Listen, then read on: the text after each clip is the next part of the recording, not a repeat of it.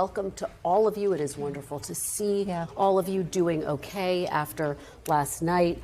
Mel and Leanne, obviously you were in the room as well. Mel, I want to start with you. Just what was your reaction as the events unfolded at the Washington Hilton last night? Well, you know, Kristen, I was there in the Capitol on January 6th, and I was in the chamber, and it was a similar duck and cover situation.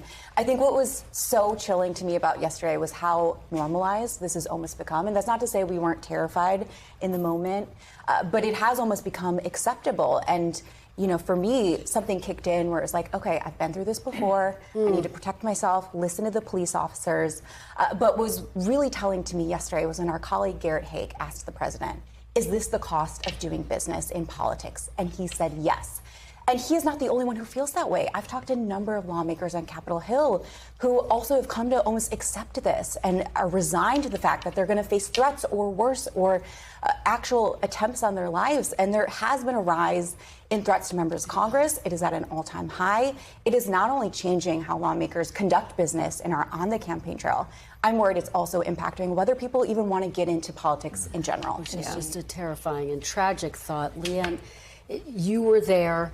Picking up on what Mel is saying, we all watched the lawmakers get evacuated, the cabinet secretaries. How are they responding today? Because as Mel says, the backdrop to this is an increase in political violence. Yeah, absolutely. This, as you said, Mel, this is something that has been increasing year by year by year. I was also at the Capitol complex on January 6th. I was actually also in the Capitol on 9/11. And the through line is the law enforcement response has always been amazing to watch, but also really intense as well. And there are going to be questions. AG Todd Blanche told you, acting AG Todd Blanche told you that it proved that the system worked.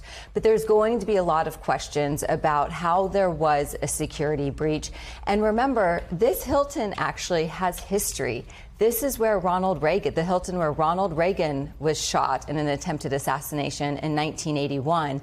And so they fortified the space so that the president could have events there, but there still was some sort of security breach, and the political violence is, as you said, Mel, becoming more and more common. What an important backdrop to keep in mind as we continue to report this out. Lonnie, let me turn to you, because President Trump, as he held that impromptu extraordinary news conference, still dressed in black tie last night, said this is why he believes he needs to build a ballroom. Of course, it has been under scrutiny, legal challenges. Lonnie, what did you make of the president's message last night? Well, unquestionably, the safety and security of the president, administration officials, and guests, that is paramount, obviously. So we have to see how this investigation plays out, how facilities can be fortified. But we should be able to have events without fear of there being some kind of incident like we saw last night. But if we step back, it is true, political violence does seem to have become a part of doing business, but it should not be normal. It should not be normalized.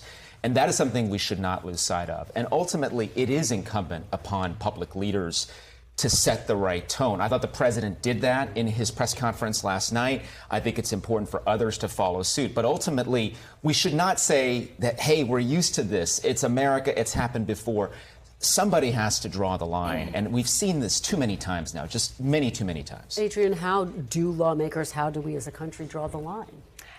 Well, I mean, look, Lonnie raises a really important point. I mean, I've been working in Washington for about 30 years, and I have seen the political violence really uptick in the last few years in particular.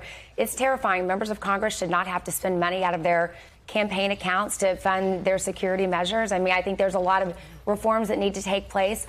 But ultimately, the rhetoric we got to take it down a couple notches. I thought President Trump was incredible last night. I thought he really struck a conciliatory tone. And we just need to have more rhetoric where we're all coming together and protecting each other first. Well, undoubtedly, that will be part of this conversation.